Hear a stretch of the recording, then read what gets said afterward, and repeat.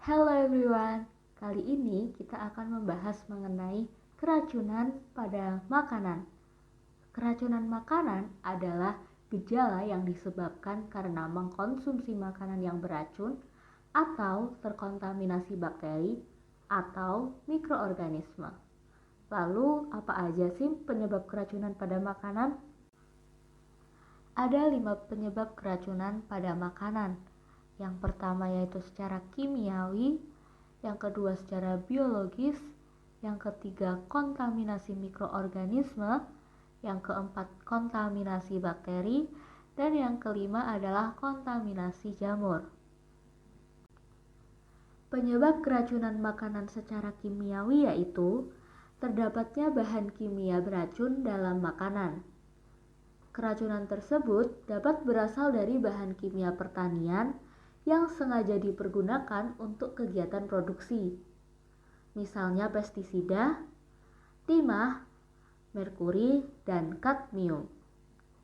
Hal ini dapat disebabkan karena makanan tercemar bahan kimiawi selama jalur produksi, mulai dari penyemprotan bahan kimia anti hama, bahan tambahan seperti MSG, dan tartazin atau zat belerang yang menghambat oksidasi. Juga dapat dipicu oleh wadah penyimpanan kaleng yang tidak seharusnya dibiarkan terlalu lama pada makanan yang berkadar asam.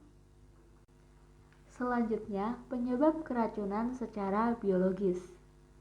Secara biologis dapat dipengaruhi oleh bahan makanan yang mengandung substansi yang terdapat secara alami dan bersifat membahayakan.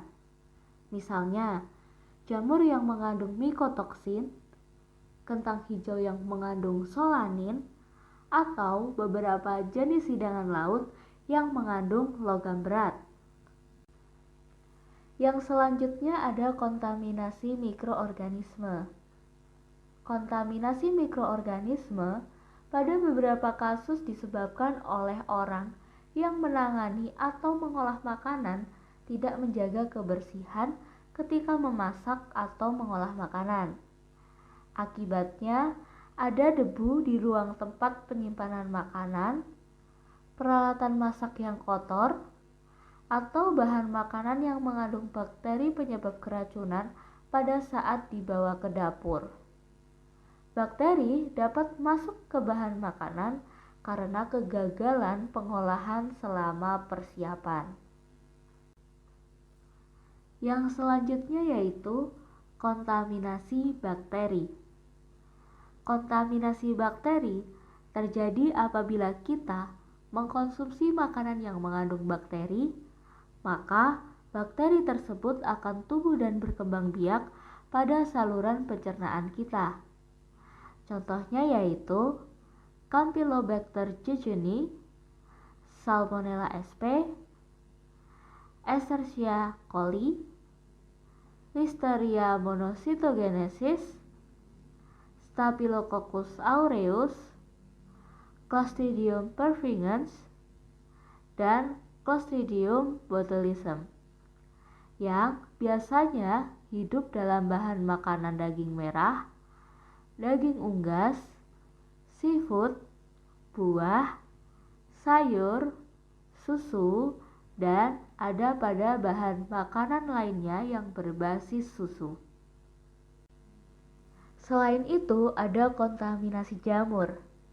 Pada jamur, terkandung mikotoksin yang terdiri dari aflatoksin oleh mold Aspergillus sp pada kacang dan biji-bijian, humonisin oleh mold Fusarium sp pada jagung dan serealia, Alternaria toxin oleh Alternaria sp pada biji-bijian, serta ada juga okratoksin oleh Aspergillus ocraceus dan Penicillium verrucosum pada daging unggas, babi, anggur, dan juga kopi. Dari penyebab keracunan makanan yang sudah dijelaskan, lalu dampak apa aja sih yang akan muncul akibat dari keracunan makanan? Dampak dari keracunan makanan dapat terjadi kram perut dalam waktu 12 hingga 72 jam ke depan.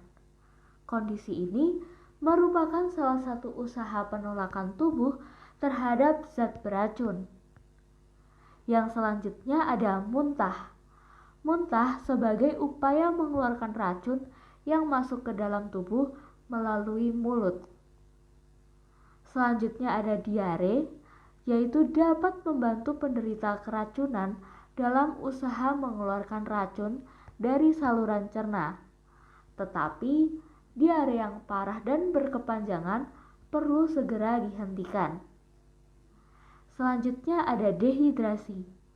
Kondisi ini umumnya diperparah dengan adanya muntah disertai dengan diare.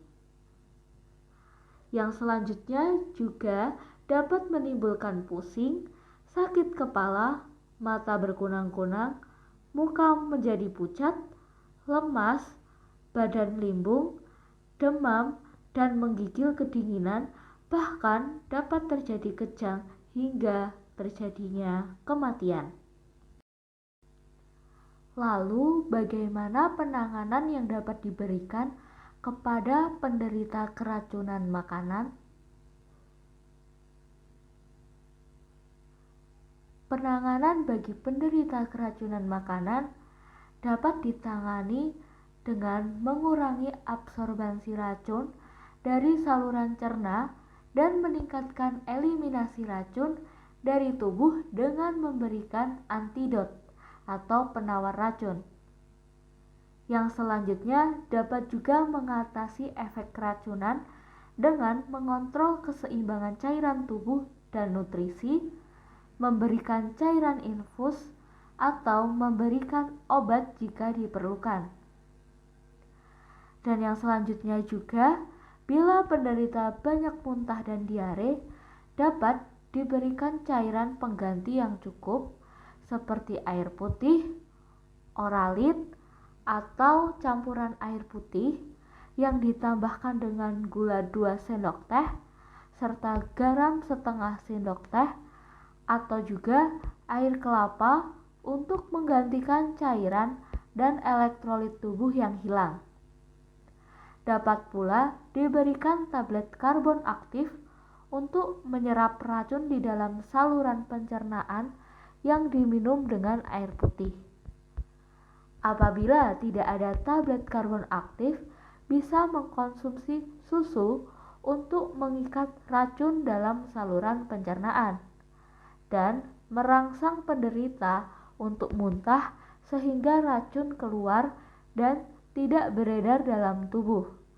Namun, jika penderita mengalami diare, sebaiknya tidak usah diberikan susu. Nah, agar kita terhindar dari keracunan makanan, maka kita dapat mencegahnya dengan cara meningkatkan personal hygiene, mencuci buah dan sayur sebelum disajikan, lalu memisahkan makanan yang telah dimasak dari makanan mentah di setiap tahap pemrosesan, seperti dari tempat penyiapan, penyimpanan makanan, hingga meja makan. Selanjutnya, kita dapat mengambil makanan tidak dengan menggunakan tangan kosong, tetapi menggunakan alat seperti penjepit ataupun sendok.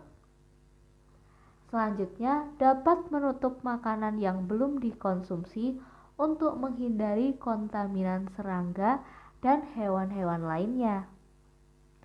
Selanjutnya, dapat membersihkan seluruh peralatan dengan bersih. Dan segera membuang bahan makanan yang tidak segar dan telah membusuk.